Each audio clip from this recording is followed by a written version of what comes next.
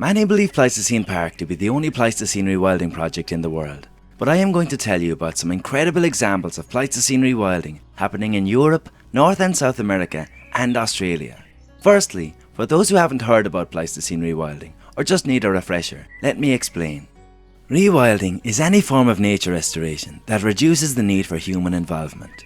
Pleistocene rewilding then is born out of the realization that we haven't been thinking big enough when restoring ecosystems in the past. In the Americas and Australia, we've been trying to restore the land to the state it was in when Europeans arrived. In Europe, we've been even less ambitious, often only trying to restore the land to the state it was in when our grandparents were children. When in reality, humans have been causing extinctions for tens of thousands of years, since the late Pleistocene. Extinctions then cause further extinctions, as many species depend on other species for part or all of their life cycle. These extinctions have led to ecosystems which sequester less greenhouse gases. This has been proved in projects where large herbivores have been reintroduced, like bison in Romania. And lastly, extinctions of large herbivores lead to an increase in frequency and size of wildfires due to the build-up of dry, flammable vegetation. All these impacts have led to the current extinction crisis. It's hard to see what's happening while living through it, but this extinction event is wiping out species approximately 55 times faster than the extinction that wiped out the dinosaurs. And so, Pleistocene rewilders believe we need to try and restore ecosystems to the fullest biodiversity and ecosystem function possible, to fully repair our ecosystems at every level of the food chain. This is done by looking beyond recent times and looking at how biodiverse the ecosystems were when humans arrived there, and then reintroducing the lost species that made those Pleistocene ecosystems thrive, if they can still be found elsewhere in the world, and if not, introducing a proxy for that species which fulfills a similar ecological niche. We're first going to look at some Pleistocene rewilding examples in Europe. The European water buffalo went extinct approximately 12,800 years ago, but thanks to rewilding Europe, domestic Asian water buffalo were introduced to the Danube Delta as a proxy for their extinct cousin. Initially starting with a herd of 7 in 2019, they have been breeding, and there have been further introductions since to boost the herd's numbers. Water buffalo were introduced as they are capable of shaping wetland habitats and boosting wetland biodiversity in a way that other European herbivores just can't match. They graze on reeds and other fibrous wetland plants that other animals avoid, and so create clearings and support meadows and other habitats. Their movement and digging behaviour also creates channels, ponds and pools. The Danube is now one of the most biodiverse ecosystems in Europe, and Rewilding Europe have reintroduced many animals to further that incredible biodiversity, including free-roaming horses and cattle as proxies for their extinct ancestors, red deer, eagle owls, marmots and wild asses. These would not be considered Pleistocene rewilding examples though, as they went extinct in the region in relatively recent times and not in the Pleistocene, which ended 11,700 years ago. But here is an interesting one. Fallow deer have been introduced to rewilding projects across Europe, from Ukraine to the UK, to boost biodiversity, despite the fact that fallow deer are considered non-native. If you look up European fallow deer, you'll see it's native to Turkey. However, fallow deer were present right across Europe during the Pleistocene, so these introductions can actually be considered as reintroductions, and indeed Pleistocene rewilding. The Romans actually began reintroducing fallow deer around Europe for sport before Jesus was born, though I doubt they had Pleistocene rewilding in mind. Megaloceros, the giant Irish deer, was present across much of Europe until the end of the Pleistocene, and their closest living relative is none other than the fallow deer. Despite the disparity in size, their ecology is quite similar. Comparisons between Megaloceros and red deer at Schöningen in Germany show that grasses were a much more important component in the diet of Megaloceros than red deer, and the exact same can be said when fallow deer are compared to red, with grasses and herbs making up much more of their diet. Many European rewilding projects introduce both fallow and red deer because of the differences in ecology.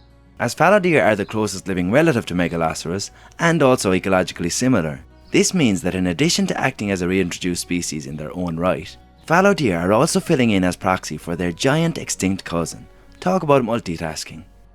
Now, let's look at North America. When the Clovis people were establishing themselves across North America, they encountered as many as 11 equine species. Though the species status of some of those is debated, there were at least several equine species, ranging from Alaska down through Mexico, all of which went extinct as the Pleistocene was ending. But as many of you know, there are many herds of feral horses, often called mustangs, in North America, and also herds of feral donkeys, known as burros, found on the continent, having been set free or escaping into the wild as far back as 400 years ago.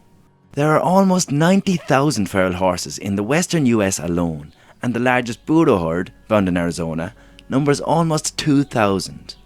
These feral equines are welcomed by many and are considered proxies for their extinct North American cousins.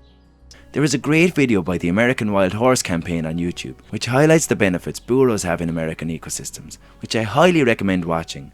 Bears, wolves and cougars are all known to prey on these feral equines where their ranges overlap, and it's fascinating to think that these interactions were lost to the continent for more than 10,000 years before humans accidentally restored these processes. Fascinatingly, there is even a herd of plain zebra living wild in California, and have been living wild now for almost 90 years, having been released by an old-fashioned zoo at Hearst Castle that sold up in 1937.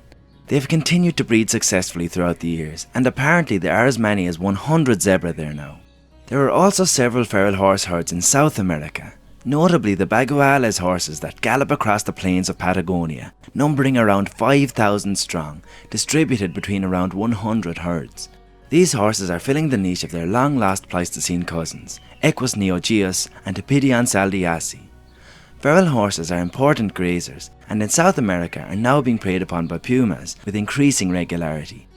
Returning to North America, in Florida, there is a small number of capybara roaming the wild.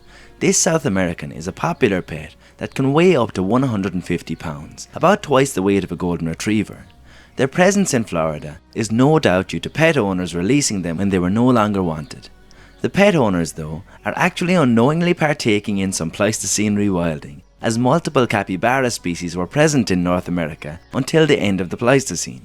Perhaps a study should be done to see if capybara are benefiting the Floridian ecosystems, or would do so in areas where predators like alligators and Florida panthers still exist to keep them in check. Now, on to Australia, where things are a little different. When humans first arrived in Australia, there were more than a dozen herbivores that weighed over 100 kilos or 220 pounds, the largest weighing over 6,000 pounds even. Sadly, all are now extinct, as well as the giant predators that hunted them. This leaves Australia with many open niches, the largest grazer being the red kangaroo, which gets up to 90 kg or less than 200 pounds, while the largest obligate browser, meaning a herbivore that consumes mostly woody vegetation, is the swamp wallaby, which is tiny, maxing out at 20 kg or 44 pounds. This loss of large, ecosystem-shaping herbivores has left Australia in a state where fire is the only means of reducing fuel load and keeping open habitats open. Without large herbivores, wildfires increase in size, intensity, and frequency. Fire has its place in nature and benefits certain ecosystems, but it's a relatively new phenomenon to have no large grazers or browsers present to reduce the amount of flammable vegetation, meaning massive wildfires now rampage through Australia, feeding on those overly abundant fuel supplies and leaving wildlife with fewer places to escape to or reside in. Sadly, it is impossible to introduce animals that are closely related to the extinct Australian megafauna to fill the vacant niches, as they simply no longer exist. But studies have shown that the functional traits of a herbivore are what shapes an ecosystem, not necessarily whether they are native or not. Many non-native megafauna have gone feral in Australia, some of which do more harm than good, but I'm going to tell you about a couple of the most beneficial introductions.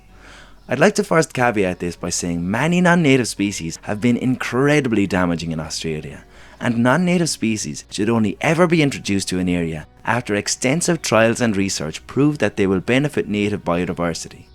So, the banteng is a wild cattle species that was introduced to Australia almost 200 years ago by early European colonisers as livestock, but were later set free. Thankfully, this is one of the few non-native species in Australia that is generally seen as a positive. They create openings and reduce the size and frequency of wildfires in the monsoon forests where they now live. This in turn is said to promote the distribution and germination of certain seeds, leading to an overall increase in biodiversity.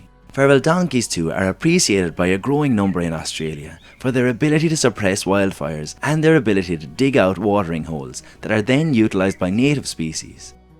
Feral camels are used by some landowners for their ability to control certain plant species that natives can't consume. The feral megafauna of Australia have taken over some of the ecological roles that were once occupied by the extinct megafauna, such as large grazers, browsers, and ecosystem engineers, and so can be considered functional proxies for the Pleistocene megafauna. But they are not perfect by any means, as even the more beneficial non-native megafauna do have negative impacts.